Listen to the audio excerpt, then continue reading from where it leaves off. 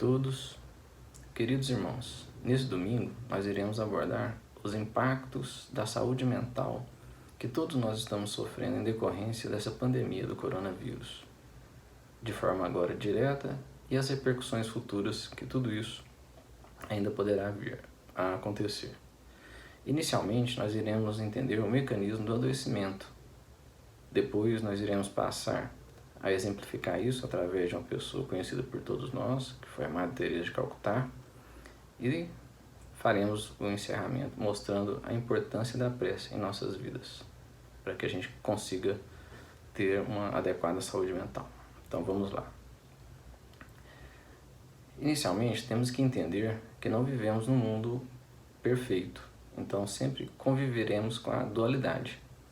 E foi por isso, que estamos aqui. E para que a gente consiga sair dessa dualidade, a gente tem que fazer o caminho oposto, que é chegar à perfeição.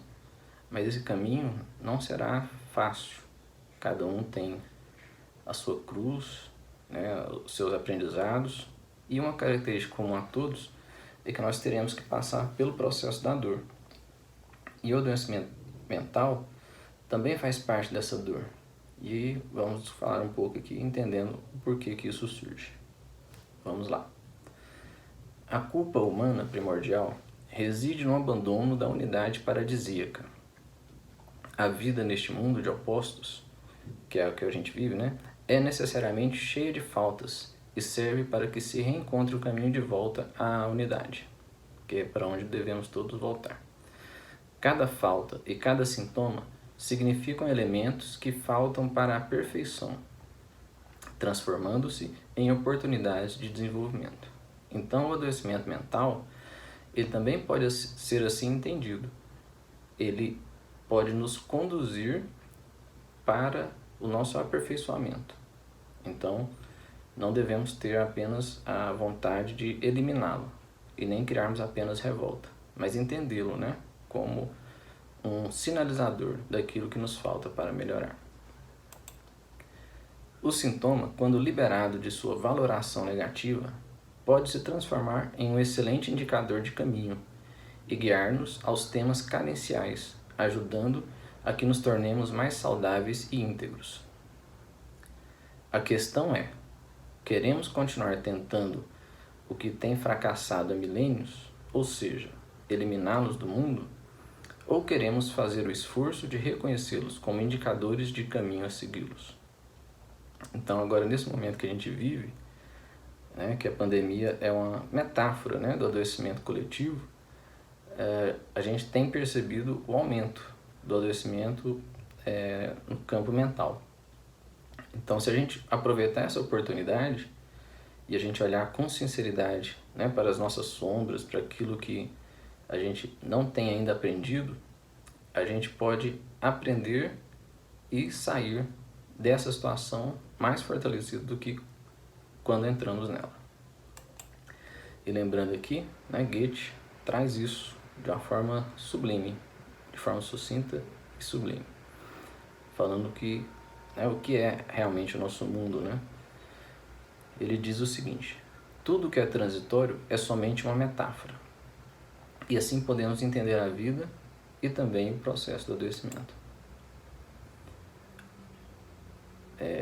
Já o Baldi, no livro A Grande Batalha, ele fala o seguinte: o mundo de hoje não pode mais satisfazer-se com uma fé cega e tem necessidade de provas convincentes.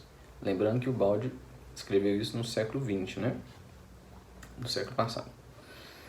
No estado de inércia mental dos séculos anteriores, então 19 para trás, estes problemas não surgiam e era possível adormecer em paz, encobrindo-os com a tradicional mentira.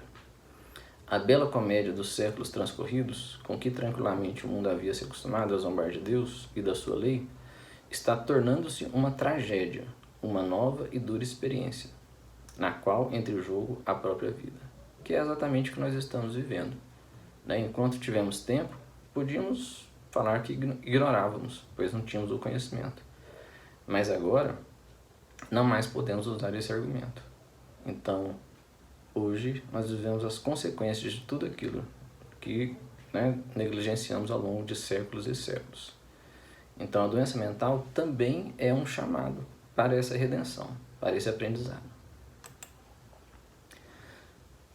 Cada sintoma é a expressão de uma ideia que afundou no corpo, sendo, portanto, um padrão que falta à consciência. Então é aquilo que está no nosso inconsciente, aquilo que está na nossa sombra, aquilo que ainda ignoramos.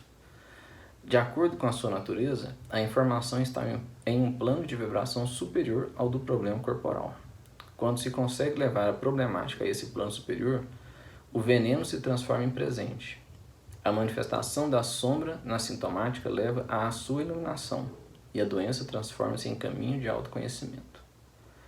Então, a gente tem que aprender a agradecer e não se revoltar quando a gente vier a ter um problema de saúde mental. Não é fácil, mas é o que a gente deve, no fundo, fazer quando a gente passar pelo processo. Entender que aquela dor pode ser um bálsamo e um presente em nossas vidas.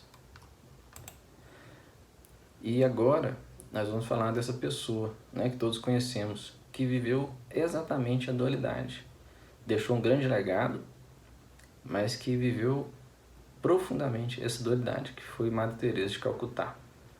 Ela não escreveu nada, nenhum livro, mas ela deixou cartas em que ela se correspondia com seus confessores e com seus superiores hierárquicos, em que ela mostrava, né, o tamanho da sua fé e do seu amor, seguindo os passos de Cristo, mas também o seu lado humano.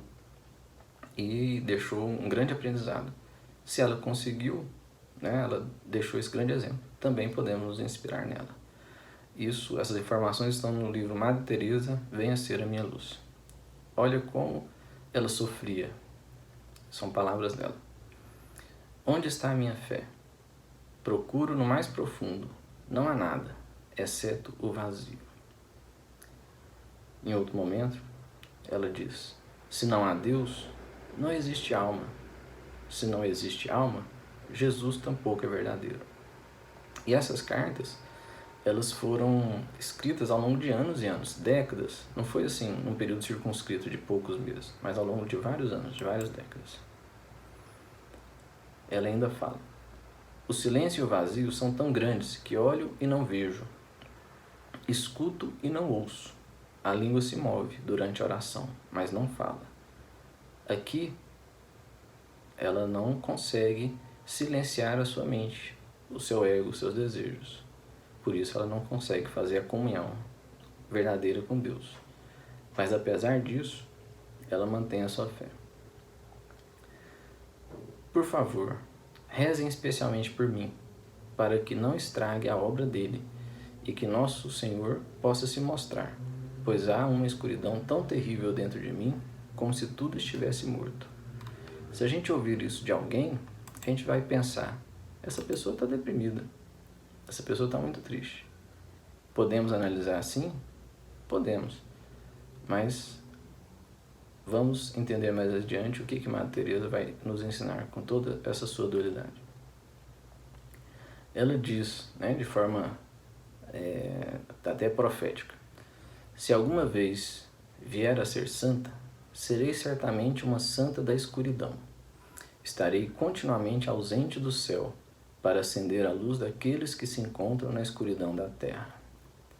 E ela sempre falou isso. Ela sempre disse que queria tirar as pessoas da escuridão. E ela também viveu essa escuridão e sentiu essa escuridão profundamente. Porém, mesmo assim, ela não se perdeu. Por quê? Porque ela mantinha a prece como o seu lenitivo, como a sua forma de manter-se presente na vida, mesmo que ela se sentisse abandonada por Deus. Ela foi aprendendo gradativamente a se esvaziar, sendo apenas uma trabalhadora, né? Uma seguidora realmente dos passos de Cristo. Vejam como ela fala isso tão belamente nessa frase. Muito frequentemente me sinto como um pequeno lápis nas mãos de Deus. Ele escreve, ele pensa, ele faz os movimentos. Eu só tenho que ser o lápis. Agora, para vocês verem, tamanho era o sofrimento dela. Mesmo ela sabendo que ela precisa ser esse lápis, olha como ela sofria. Esta terrível sensação de perda, esta escuridão indizível, esta solidão, esta ânsia permanente por Deus, que provoca esta dor do mais fundo do meu coração. A escuridão é tal que realmente não vejo nada, nem com a mente, nem com a razão. O lugar de Deus na minha alma é um espaço vazio, não há Deus em mim. Quando a dor da ânsia é tão grande, só anseio e anseio por Deus. E é então que sinto que Ele não me quer, que Ele não está ali. Deus não me quer. Às vezes, apenas ouço o meu próprio coração gritar: meu Deus, e não sai mais nada. A tortura e a dor. Eu não sei explicar. E, para que a gente possa entender, né, o porquê desse sofrimento, por que ela viveu assim, talvez se a gente passar a entender as coisas, não sob uma ótica de julgamento, querendo entender apenas uma parte, tentando explicar, mas vendo o conjunto total, nós conseguiremos entender o porquê que ela fez o que fez, sofrendo o que ela sofreu, e o legado, o exemplo que ela pode nos deixar maior, de entender que a prece é o caminho que nós temos para manter o equilíbrio, a serenidade, rumo à nossa redenção, à nossa salvação, como verdadeiros sinais lenitivos para que a gente consiga caminhar adiante. Então, finalizando, quando estamos mais próximos da realidade quando vemos forma e conteúdo, corpo e alma, ser humano e mundo, de maneira análoga do que buscando causas, pois a física prova que o mundo não está constituído de fatos que se sucedem, mas de fatos sincrônicos, justapostos. Sintomas são imagens da doença, assim como outras imagens. Eles não podem ser compreendidos através da análise do material, mas por meio de observação contemplativa de sua totalidade, que é o que estamos vivendo, queridos irmãos, né, na nossa atualidade. Essa pandemia é uma imagem ampliada daquilo que está escrito e que nós estamos vivendo nas nossas almas há muito tempo, e que agora é o momento, né, da gente começar a acordar para uma nova realidade, entendendo o mundo, né, de uma forma mais ampla. Então, que façamos como Madre Teresa, né, aprendamos a nos esvaziar e sendo como um lápis nas mãos de Deus, permitindo que Ele faça por nós, que Ele haja em nós e que a gente apenas aceite ser conduzido. Por isso, pensando dessa forma, o nosso mantra de hoje e ao longo dessa semana será o seguinte: Senhor, eu não sou digno de que entreis em minha morada, mas dizei uma só palavra e serei salvo. E durante a nossa visualização repetiremos esse mantra 3 vezes. Que possamos juntos continuar nessa caminhada em busca da nossa redenção coletiva.